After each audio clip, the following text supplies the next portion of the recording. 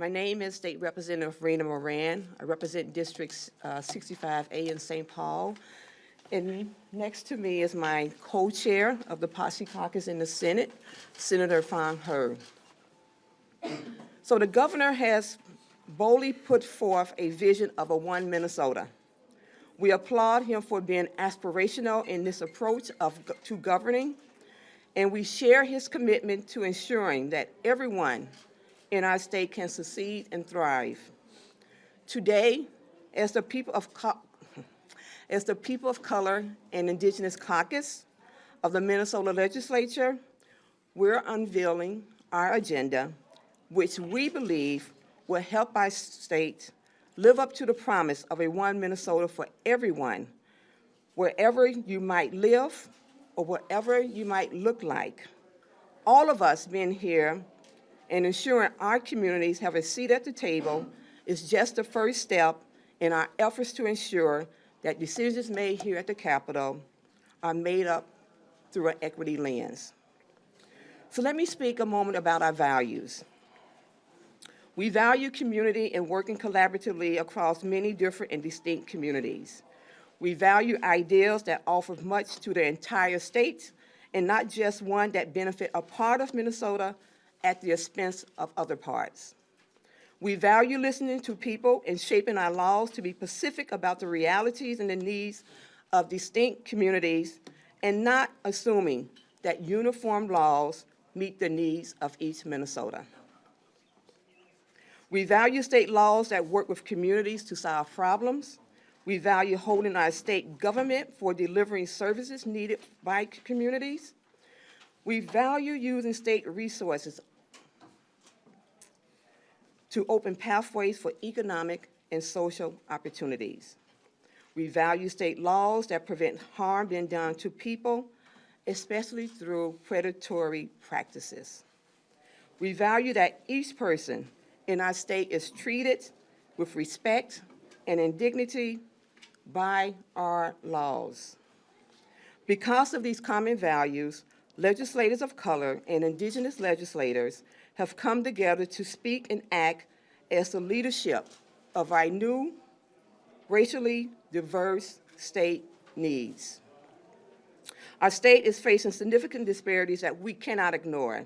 Students of color in our state face significant opportunity gaps, and a robust discussion about how to close them is long overdue.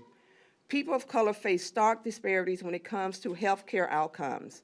There's so much room to grow regarding jobs, entrepreneurship, and economic security for families of color and Indigenous families.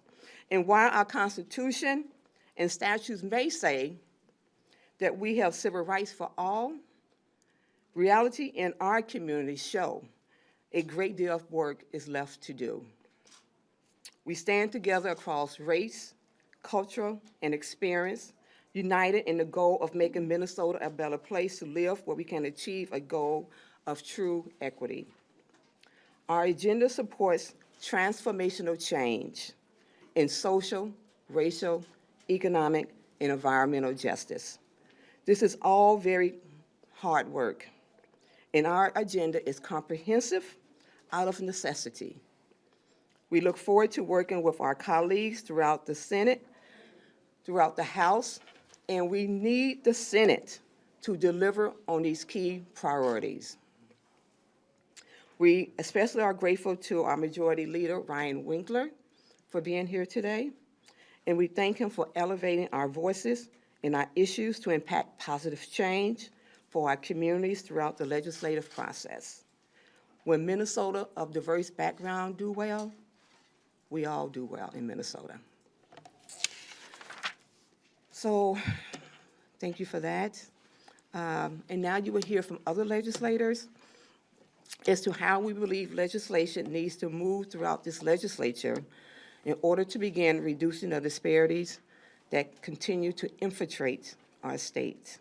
So I would like to introduce Senator Patricia Torres and Representative Mary Kunesh-Podein.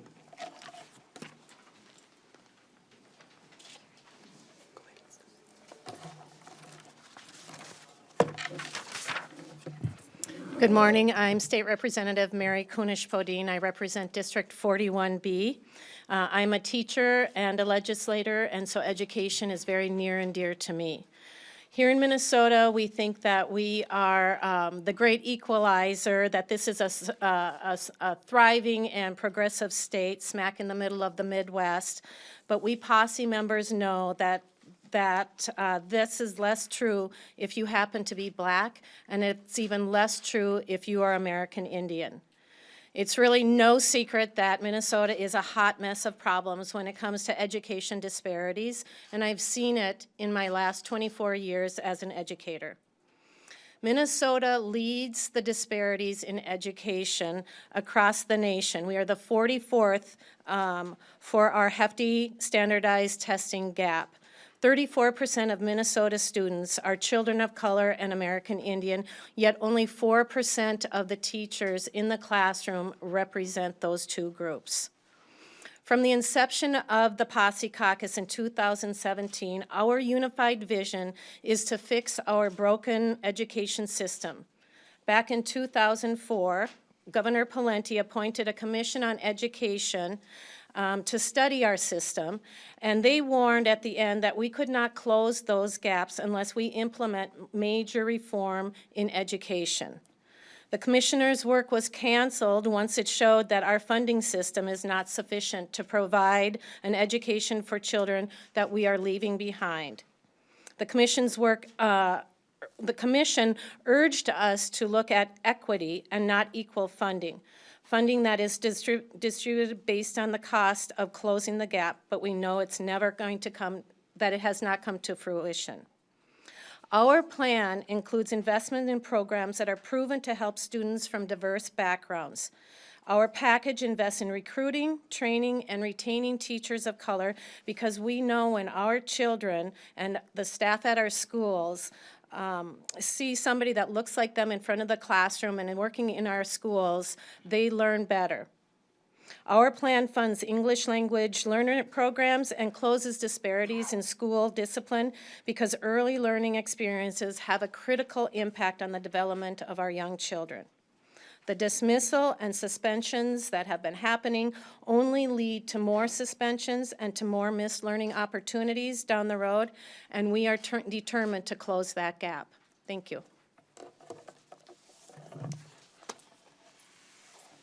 My name is Patricia Torres Ray. I represent Minneapolis and part of Richfield in the Minnesota Senate. I have served in the Education Committee for 14 years, and we have seen little progress in terms of addressing disparities in communities of color and Indigenous communities.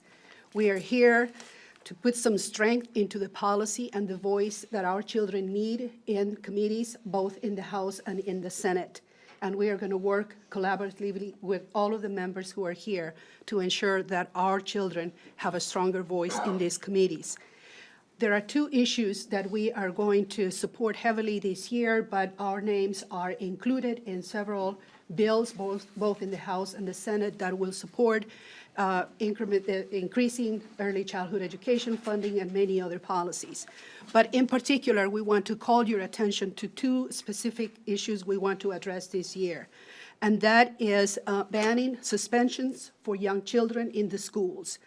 We believe that removing young children from the classroom is detrimental to their academic progress, and it harms their relationships with the schools and with learning. We know that the Department of Education is not collecting data on discipline and suspensions, and we would like to request that.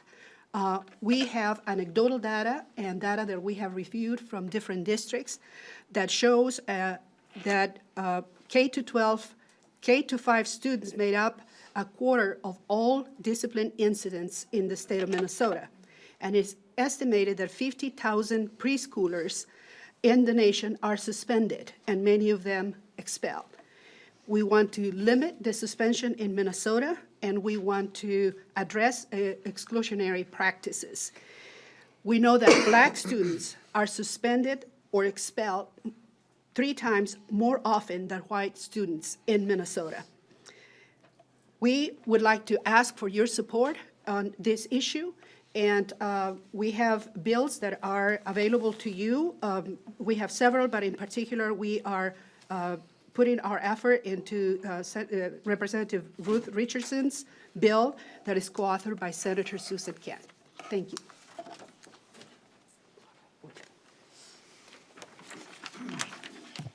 Good morning. My name is State Representative Mahmoud Nur. I represent District 60B in Minneapolis. Over time, the American dream that each generation can expect to better themselves than their parents is out of reach for many populations, especially the people of color Indigenous. And according to the Minnesota State Demographer, 529,000 Minnesotans had income below the official poverty threshold in 2018. The rate of poverty remains significantly higher among populations of color Indigenous people than white residents. In 2018, the poverty rate for white non-Hispanic residents was 7% compared to 34% of American Indian, 13% in Asian, which is not disaggregated data, 27% for Black, 19% for Hispanic Minnesotans. The number of workers of people of color in Minnesota is 533,000 in 2018, and now makes up out of 18% of the workforce in the state of Minnesota. And it's not enough that the unemployment rate is low. When you look at the rate, it's 3%. When you look at the Black community, it's almost 9%. That statistic doesn't tell the whole story. Families are struggling to make ends meet, working 2 jobs, 3 jobs. We have an obligation to implement a comprehensive economic plan to create better paying jobs and living wages for our families' needs. We need it desperately. We owe it that to our children. When we disaggregate the economic-wide labor statistics, we often find significant and persistent racial disparities. We need to address home ownership for our communities. When you look at the data, in the last 10 years, the African-American community went from 40% to 20% in the state of Minnesota. And that is not something that we can accept. So we need to increase more access, not only for affordable housing, we need to start addressing home ownership for those communities, and that must include down payment assistance for those who cannot afford.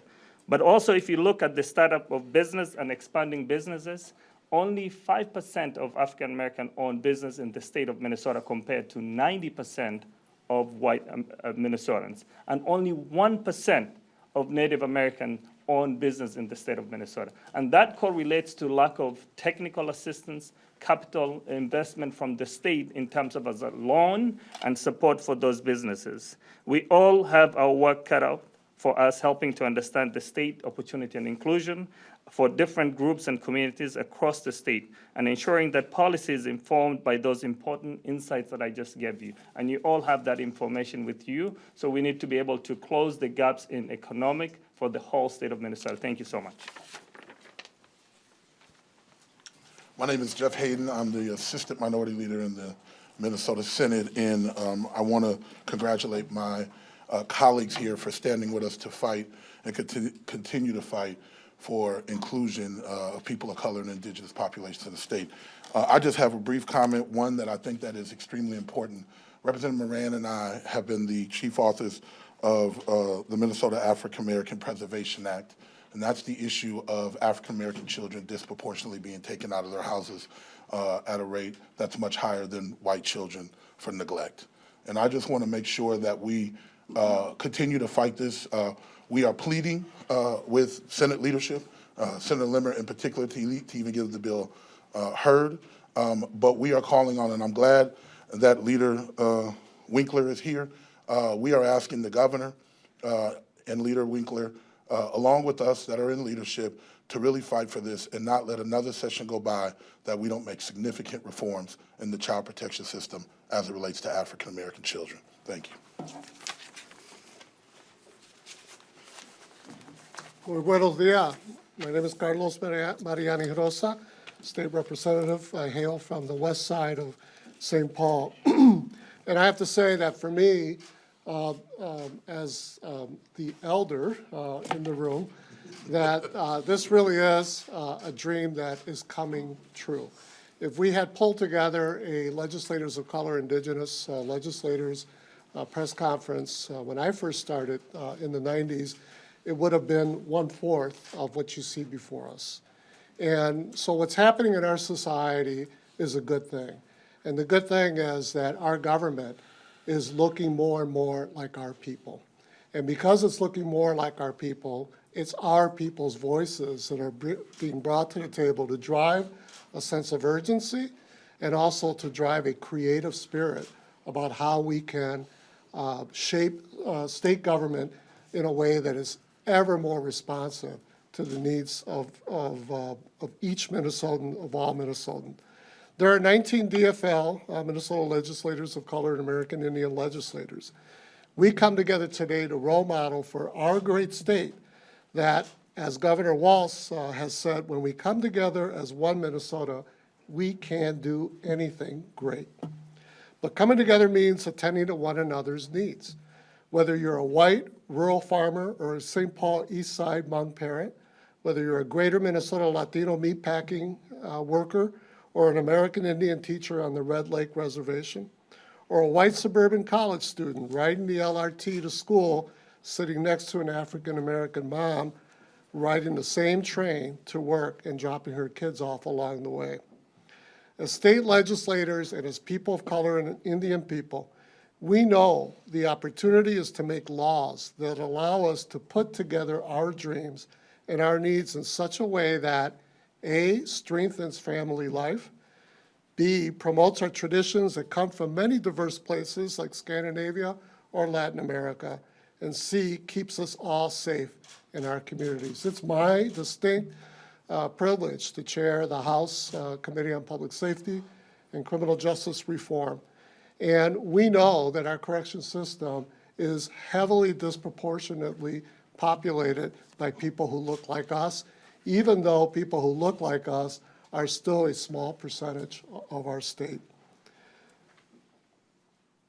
I'm working on a bill right now that has to do with building strong police-community relations based on the proper collection of data made transparent around certain behaviors that are occurring within the police, the different police departments, having to do with discipline, having to do with use of force.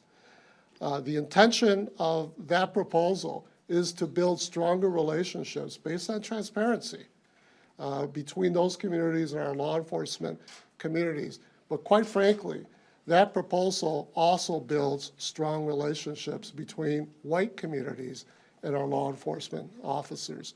There's no proposal here that doesn't have, among us, that doesn't have positive, growing opportunities for each and every Minnesotan, for all Minnesotans. We put this together by leading together and by making laws, as I said, that benefit all of us with a clear definition that all means each of our communities. As we move through this session and through this election year, there will be those who falsely point the finger at people who are immigrants, Muslims, speak Spanish, and try to convince Minnesotans that they are the cause of problems. They won't tell us that the cause of problems are the few who love it when we don't do this, when we don't stand together to challenge the excessive wealth and power over all of us. I want to echo the words of my brother, Senator Hayden, in terms of compelling our leadership to embrace our vision, to engage with us, and more importantly, to engage with the issues that we have on the table. I'm struggling. I've been struggling for a year now with my counterpart in the Senate, with Senator Limmer, who simply has not even heard the majority of the proposals that we put on the table. What does it take to hear the voice of the people? Change begins by listening to one another and knowing one another's stories, one another's dreams, one another's challenges. That's what we bring to the table here today. So with that, I think we're opening up for questions. Was there no consensus on the Page Kashkari constitutional amendment? I know there's a lot of sponsors of that in this room, but I do not see it on your agenda. Can you address that? Yes. So we, what we do all stand is that we stand on making sure that all of our children or being successful in school. That is the priority of that amendment, and that is the priority of all of us that stand before you today, is to work to ensure that we are eliminating those educational disparities and that we are bringing bold solutions forward to have these conversations, these tough conversations that we need to have to ensure that we are doing right for our children. There's people presumably who were not supportive of the amendment, and We're still working through that. Yeah, Well, no, I would say. yeah, okay. Yeah, well, there certainly are some of us who support it and may want to have a conversation that way. There's certainly some of us who don't agree with it. I just want to be really clear. So I can certainly speak for myself, but others of my colleagues that I think we all believe, as Representative Moran said, that we need to have this conversation. I think it's pretty clear in our agenda about the disparities. Both representatives and senators talked about it, but I want to be really clear that there are those of us in the caucus that do not believe that's the right way to go. Representative Kunesh-Podein, are you a supporter of that amendment? As an educator? Because we know that the union is not in support of it. As an educator, I am absolutely dedicated to making sure that we have equity across the board. I'm asking about that constitutional amendment specifically. Specifically, that constitutional amendment, I don't feel is perhaps the right way to address it.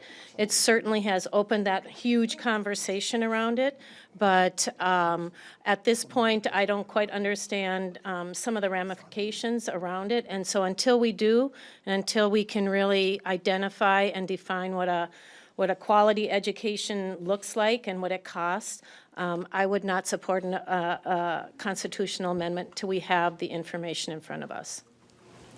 I wondered if any lawmakers could maybe point to some of the priorities listed in the release here that have some bipartisan support. As you know, Republicans control the Senate, so I'm just curious, there are some shared priorities among DFLers and Republicans, so which of the bills talked about today have some bipartisan support? I would say, and again, coming from the Public Safety Criminal Justice Reform Committee, there has been incredibly powerful and broad common ground that cuts across all three parties here in the legislature, and that cuts across conservative to pretty liberal groups.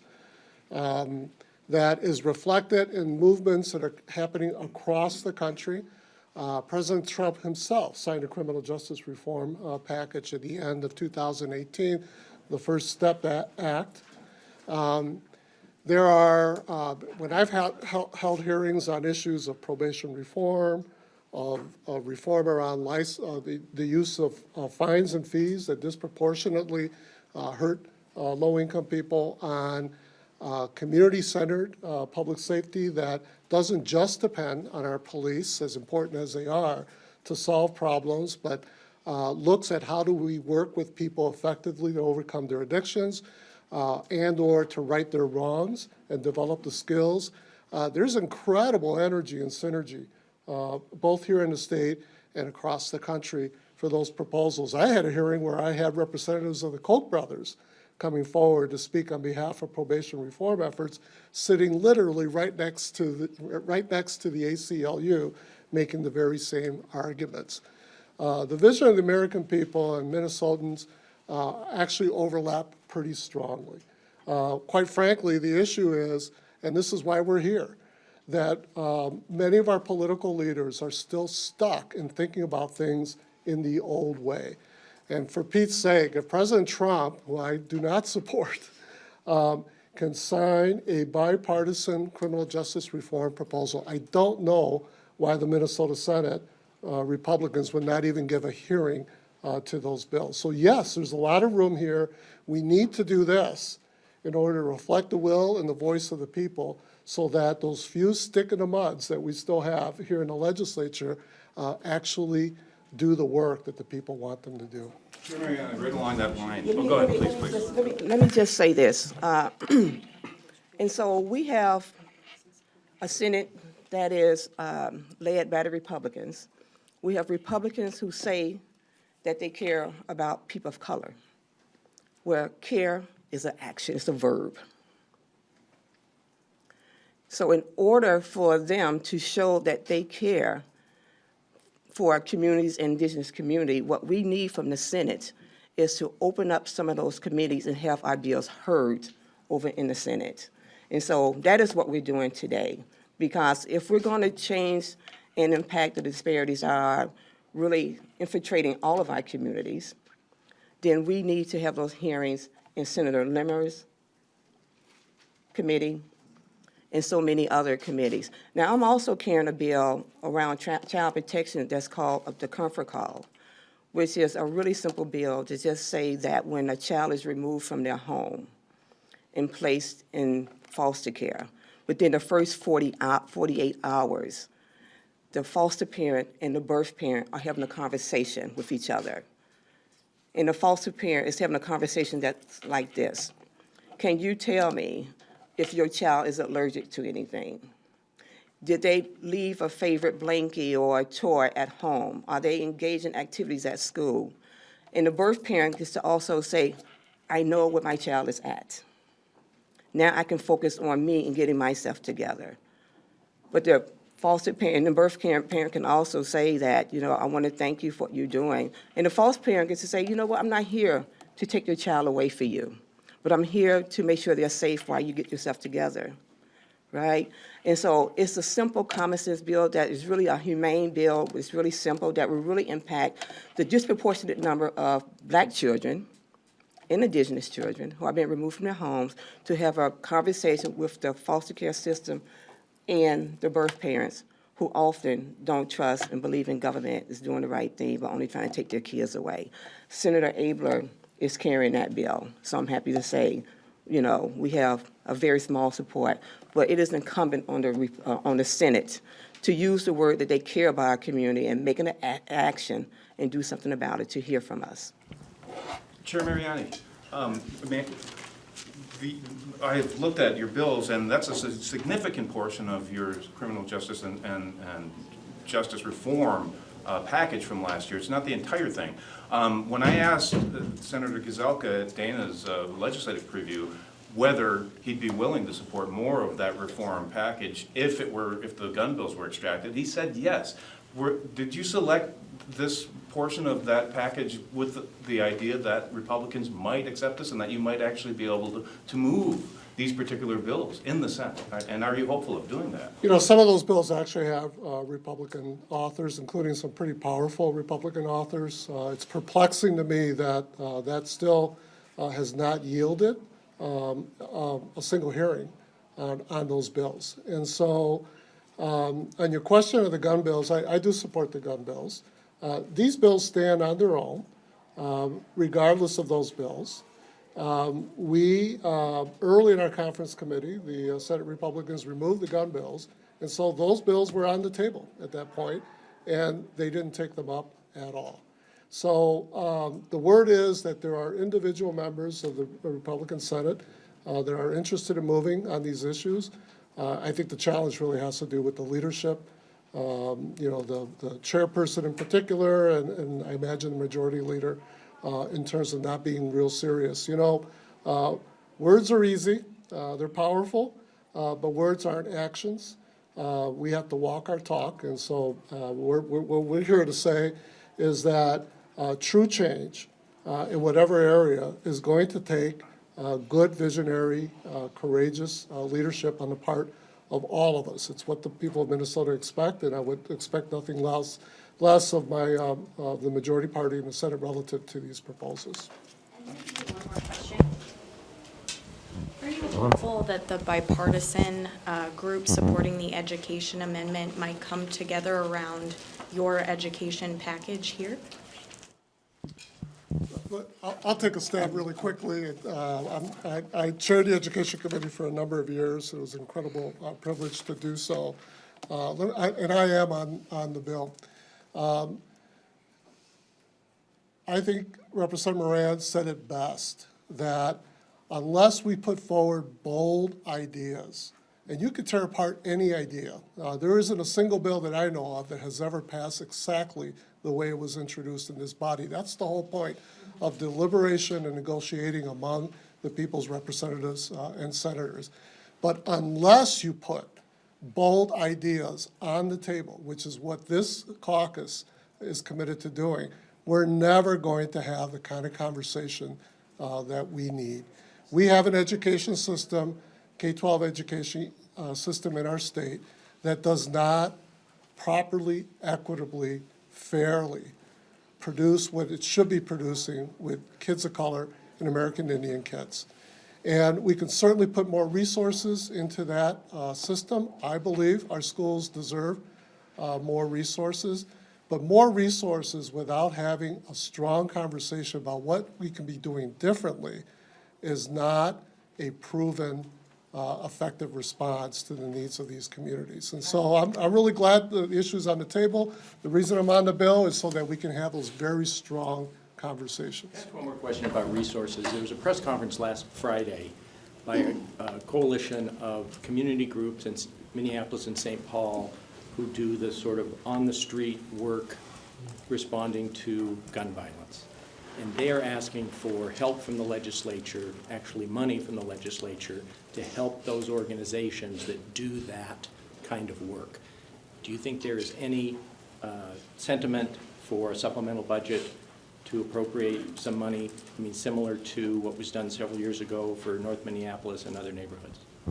Well, I think we're waiting on the forecast for that to see what that looks like. And I do believe that the concerns that come from the community are valid concerns. You know, often we want to over-police and be very punitive. But we have a community of people saying that you have underinvested in our community. And so the solutions that they bring forth, you know, are relevant. And we have to see where we are this session. As you know, it's not a budget, a fiscal year. But I'm sure there's many of those initiatives that needs to happen not only in North Minneapolis, they need to happen in St. Paul, and they need to happen around the state of Minnesota. And it's up to us to look at and hear from communities that's been impacted, and legislators who bring those voices from the community into this body, and believe that the solutions that we are putting forth are solutions that are needed, that represent our community. And, you know, I think, you know, as a POCI caucus, we can say that the laws and policies that have been moving through this body over hundreds of years have disproportionately impacted our community and have not yielded the results that we know it needs to happen to move our communities forward. Let me take a stab at that. So I think Representative Moran was very eloquent, but yes, we should do that. We should fund it. We do anticipate that we're going to have a budget surplus. We've done this before. This goes all the way back to the Palenti years when we disinvested in after-school enrichment programs and youth programs. We've never restored that over time. So yes, we need to be able to fund those groups that are working closest with some of the young folks and others that are making some poor choices, and we should fund that. To what level we should fund it, I think Representative Moran is right. We'll have to look at the forecast, but I think that those of us, which is most of us, that are impacted in those communities, and many people know that these incidents, when someone shoots a bullet, it often doesn't hit the person that it was intended. We don't want that to happen. It hits random people. It hits people like my sister. So we need to get upstream with these young folks. We need to get upstream with these old folks, whoever is making the havoc, and find better ways in which for them to settle their grievances, and find better ways in which they can be more productive members of society. So I would say firmly that my advocacy would be yes. To what amount, I guess we don't know. I don't know if 20 million is the right number, because we don't know, but it should be a significant investment in communities. What does it feel like to have this group together and doing what you've done today? It is awesome. And I can say that as a legislator who found myself as the only black legislator in the body of 134 for a very long time. So it feels good to be connected to other legislators who you have those common interests and common solutions and common experience, you know, bringing that to the forefront around policies and practices here in this building.